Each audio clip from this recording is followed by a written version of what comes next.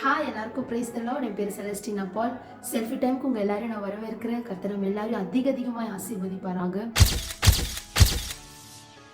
இந்த உலகத்துல எவ்வளோ பெரிய பணக்காரங்களா இருந்தாலும் சரி, ரொம்ப ஏழையா இருந்தாலும் சரி, எல்லாருமே எதிர்பார்க்கிற ஒரு காரியம் என்னன்னா ஒரு உண்மையான அன்பு.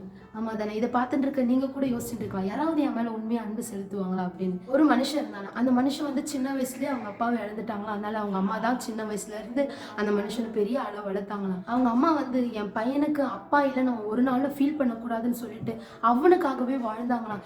இந்த பையனுக்கும் அவங்க அம்மானா ரொம்ப பிடிக்குமா. இப்படி அவங்க வாழ்க்கை போயிட்டு இருக்கும்போது இவன் வளர்ந்து வந்த நாட்கள்ல ஒரு பொண்ணு மேல ரொம்ப அதிகமா ஒரு அன்பு வச்சானா. அந்த பொண்ணே இவனுடைய வாழ்க்கை துணையா வரணும் அப்படின்னு இந்த பையன் வந்து யோசிச்சானா. அப்போ அந்த பொண்ணுடைய பிறந்த நாள் அன்னைக்கு இவன் வந்து ஒரு பெஸ்ட் கிஃப்ட்டை கொடுக்கணும் அப்படின்னு சொல்லிட்டு அந்த பொண்ணு கிட்ட போயிட்டு, உன் பிறந்த நாள் அன்னைக்கு உனக்கு என்ன கிஃப்ட் வேணும் அப்படி கேட்கும்போது அந்த பொண்ணு என்ன கேட்டாங்கன்னா, கிஃப்டா, நீ ரொம்ப அதிகமா உங்க அம்மாவை தான் நேசிக்கிற, உங்க அம்மாவோட இருதயம் எனக்கு வேணும், அப்பதான் வந்து நான் உன்னோட வாழ்க்கை துணையா வருவேன் அப்படின்னு சொன்னாங்க.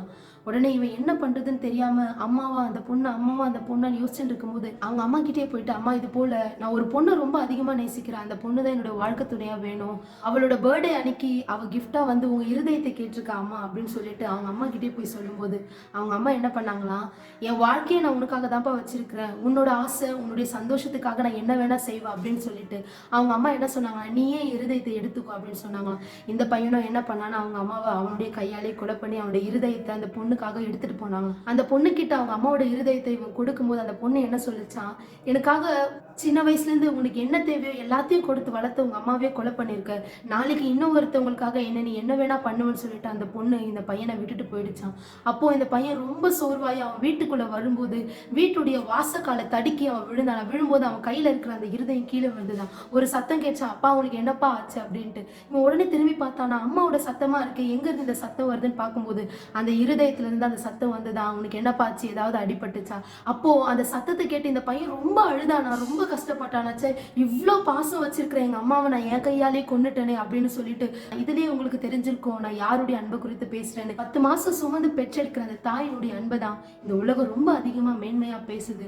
ஆனா குழந்தையோட எலும்பு எப்போ உருவாக்கணும், அந்த குழந்தையோட இதயம் எப்போ துடிக்கணும் அப்படின்றது முதற்கொண்டு அந்த குழந்தை எப்போ இந்த உலகத்துல பிறந்து எப்போ இந்த உலகத்துல இருந்து எடுக்கப்படும் அப்படின்ற நாள் வரைக்கும் ஒருத்தர் சுமக்கிறாருன்னா அவருடைய அன்பு எவ்வளவு மேலானதா இருக்கும். யோசிச்சு பாருங்களேன். அவர் வேற யாரும் இல்ல.